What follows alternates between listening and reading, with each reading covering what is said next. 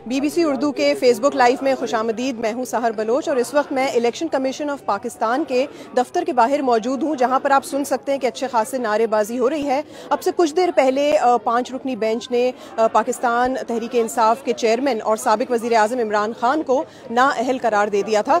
यहाँ पर हमारे साथ पाकिस्तान तहरीक इंसाफ के सेनेटर भी मौजूद हैं, फैसल जावेद। उनसे बात करके अमल क्या होगा। सर, बहुत शुक्रिया बात करने के लिए। अब इसके आगे क्या करेगी PTI, चेयरमैन क्या करेंगे? और मुतअद्दिद फैसले हैं सुप्रीम कोर्ट ऑफ पाकिस्तान के इस हवाले से, तो हमारे पास एक कानूनी ऑप्शन मौजूद है।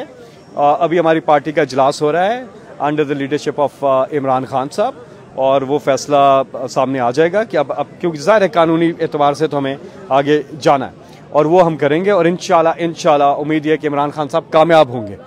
नंबर 2, अवामी अदालत। अवामी अदालत में हम पहले से मौजूद हैं और जो लॉन्ग मार्च है उसकी तैयारियां चल रही हैं, और लॉन्ग मार्च अब प्लस हो जाएगा। अब पहले से ज़्यादा लोग शिरकत करेंगे। इस फैसले के हवाले से पूरी कौम सरापाए एहतजाज है, पाकिस्तान के अंदर भी और पाकिस्तान के बाहर भी जो पाकिस्तानी हैं वो भी सरापाए एहतजाज है। औरतें, बुजुर्ग, बच्चे, फैमिलीज पुरअमन एहतजाज जो है वो करें, हक रखते हैं इसका, और हम कानूनी चाराजोई तो लाजमी करेंगे। जी हाँ, आप लोग एक्सपेक्ट कर रहे थे इस तरह का फैसला आएगा आज? 100% एक्सपेक्ट कर रहे थे हम।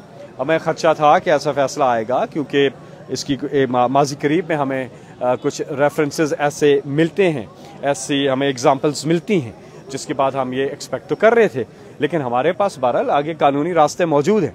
तो मैं एक सेकंड नून लीग के साथियों को कहूँगा या PDM के कि वो मिठाइयाँ बांटने से पहले थोड़ा इंतजार कर ले, क्योंकि उनकी मिठाई ज़ाया भी हो सकती है, क्योंकि इस केस पे कुछ भी नहीं है और सुप्रीम कोर्ट ऑफ पाकिस्तान मौजूद है। हमारे पास कानूनी रास्ते मौजूद है।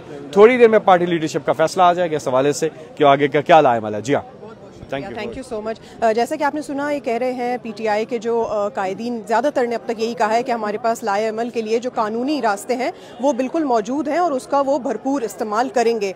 मेरे साथ यहाँ पर सहाफ़ी एजाज़ सैयद भी मौजूद हैं। उनसे पूछते हैं कि इसका मज़ीद आगे क्या, इसके कॉन्सिक्वेंसेस क्या पड़ेंगे। एजाज़, आपने देखा अभी तक यहाँ पर क्या हुआ है, आज फैसला भी आ चुका है, अब मज़ीद सियासी कॉन्सिक्वेंसेस इसके क्या होंगे इस फैसले? सहर, जो फैसला चीफ इलेक्शन कमिश्नर ने सुनाया है, इसके जो सियासी असरात हैं, इमीडिएट सियासी असरात इन 4 से 5 हफ्तों में पड़ेंगे, और बाद में ये मामला आगे बढ़ेगा, क्योंकि कोर्ट्स में ये मामला जाएगा। Most probably Islamabad high court से रुजू करेंगे, और फिर मामला अगर इनके हक का फैसला ना आया तो ये सुप्रीम कोर्ट में जाएगा।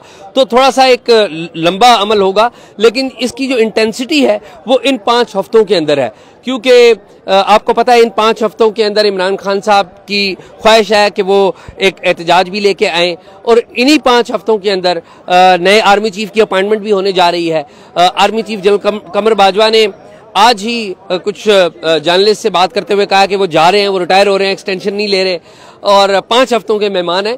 तो 5 हफ्तों के मेहमान जनरल बाजवा ही नहीं है, ये जो 5 हफ्ते हैं ये इमरान खान साहब के लिए भी बड़े अहम हैं, क्योंकि उनकी पहली कोशिश होगी कि वो आर्मी चीफ की अपॉइंटमेंट के लिए अपना जो प्रेशर है वो उसको यूज करें, और साथ ही साथ वो अदलिया को भी बताएं कि उनके पास जो पब्लिक सपोर्ट है वो मसल की सूरत उनमें उनके साथ है, और कोई भी फैसला देते वक्त इस बात का ख्याल रखें। तो ये इमरान खान साहब की स्ट्रेटजी हो। अभी तक जो हम लोग देखते आ रहे हैं एजाज के, जो इमरान खान साहब ने अपना एक बयानिया बनाया है कि वो हल्फ भी लेते रहे हैं लोगों से, उसके ऊपर क्या कोई डेंट पड़ेगा आज के फैसले के बाद से? जबकि आज खुद जो है चीफ इलेक्शन कमिश्नर ये कह चुके हैं कि उन्होंने हल्फिया जो बयान दिया था वो गलत दिया था और गलत बयानी का उन्होंने इस्तेमाल किया था। आपको लगता है कि इससे उनके बयानिए पे कोई डेंट पड़ेगा? सहर, उनके बयानिए पे तो मेरा नहीं ख्याल कोई इतना बड़ा डेंट पड़ेगा, लेकिन मेरा ये ख्याल है कि इमरान खान साहब की एक जो इब्तिदा है पाकिस्तान की पॉलिटिक्स में, वो एक प्रो इस्टेब्लिशमेंट इन्वायरमेंट को लेके चलने वाले लीडर के तौर पे उभरे थे, और हमारे यहाँ जो हमारी सियासी जमातें हैं उनकी ख्वाहिश होती है कि इस्टेब्लिशमेंट की राइट साइड पे रहें।